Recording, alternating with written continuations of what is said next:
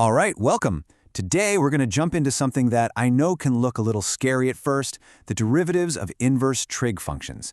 But stick with me, because I promise there's a really cool, simple secret hiding inside them. You're going to see they're way more straightforward than their name suggests, so let's get right into it.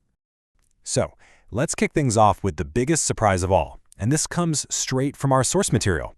Get this, even though we're starting with functions like arcsine and arctan, their derivatives don't have any trigonometry in them, at all.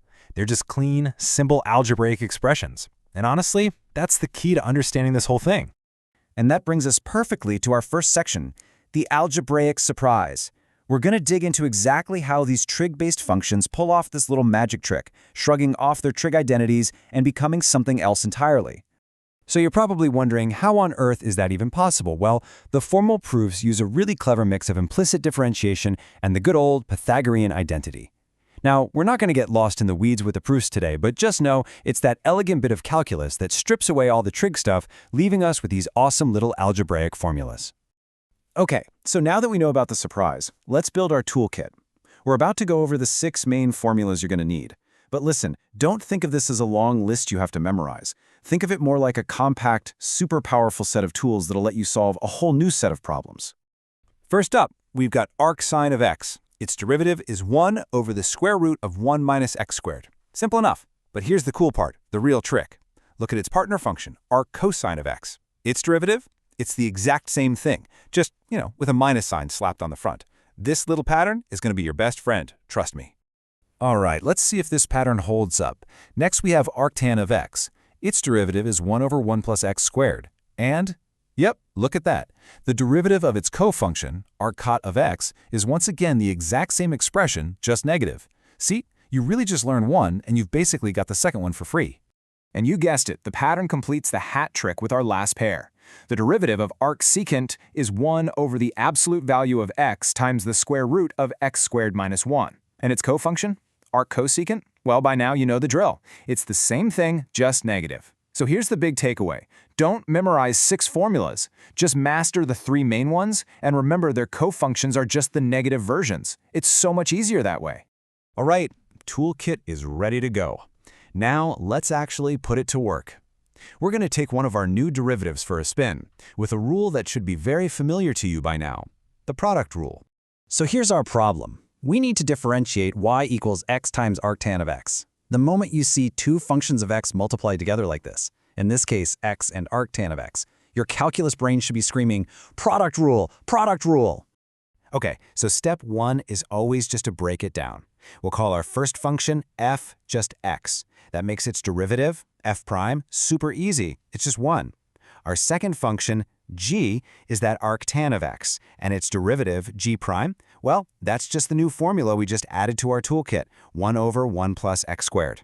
And now for step 2, we just put the pieces together using that product rule formula, f prime g plus fg prime. So we plug in what we found, and we get 1 times arctan x plus x times our shiny new derivative. And just like that, there's our final answer, arctan of x plus x over 1 plus x squared. See how that new tool just slid right into place? See, not so bad, right? So now let's crank up the difficulty just a little bit. Let's run the gauntlet, tackle a couple of slightly tougher problems, and really see how flexible these new formulas are when we mix them with other rules. Have a look at this one. We need to differentiate arcsine of x divided by x. Anytime you see a function on top of another function, that's your big flashing sign that it's time to use the quotient rule. So we identify our parts. You know the rhyme. Low d minus high d over low low. The high is arcsine of x, and its derivative, d high, is one of our new formulas. The low is just x, so its derivative, d low, is 1. We plug all that into the formula, and boom, we get our final answer. Yeah, it might look a little messy, but the process was perfectly straightforward. Okay, last one. How about this? Y equals 3 times arccosine of x minus 2 times arctan of x. This one actually looks way harder than it is. Remember the rule. Constants just kind of hang out and come along for the ride, and we can just differentiate each part of the expression one at a time. So we just handle it piece by piece. For that first term, the 3 stays put, and we multiply it by the derivative of arccos of x. For the second term, that negative 2 just hangs out, and we multiply it by the derivative of arctan of x. We stick them together, and that's it. That's the whole answer. Pretty neat, huh? So let's just stop and think about this for a second. Do you see what's really going on here? You're not learning some brand new, totally separate part of calculus. Nope. All you're doing is adding a few new tools to your belt, and the best part?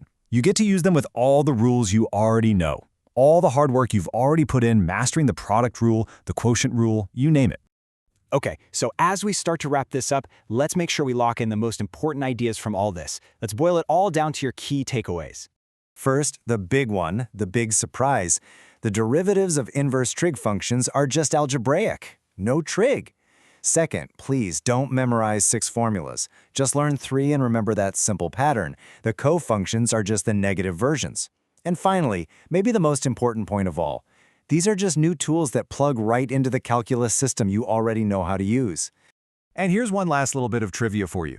That simple algebraic derivative for arctan of x, the 1 over 1 plus x squared, if you graph that function, it creates a famous curve with a fantastic name, the Witch of Agnesi. Just another one of those amazing hidden connections in math. Which really just leaves us with one final thought. These formulas, they aren't just a bunch of random rules to memorize for a test. They've got stories and strange connections hidden inside them. It makes you wonder, right? What other hidden mathematical stories are just waiting to be found inside the functions you use every single day? Thanks for joining me.